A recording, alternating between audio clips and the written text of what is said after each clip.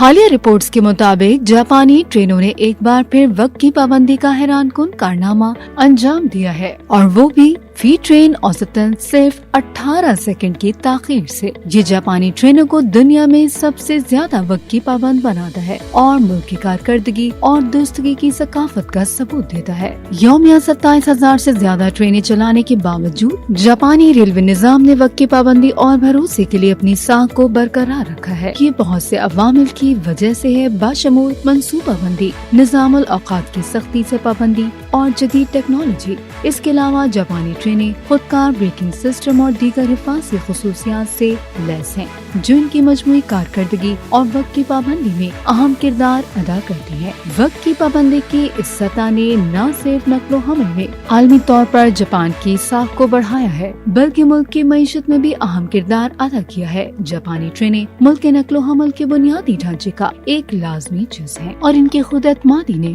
ملک بھر میں سامان اور لوگوں کی نقل و حرکت میں سہولت فراہم کی ہے۔ اس کے ساتھ ساتھ جاپانی ریلوے نظام نے شہریوں کی معیار زندگی کو بھی بہتر بنایا ہے۔ جاپانی ریلوے نظام کی کامیابی نے دنیا بھر کی توجہ اور تعریف کو اپنی طرف مبذول کرایا ہے، اور اب بہت سے ممالک نقل و حمل کے حوالے سے جاپان کے نقطہ نظر کی تقلید کرنے کے خواہاں ہیں۔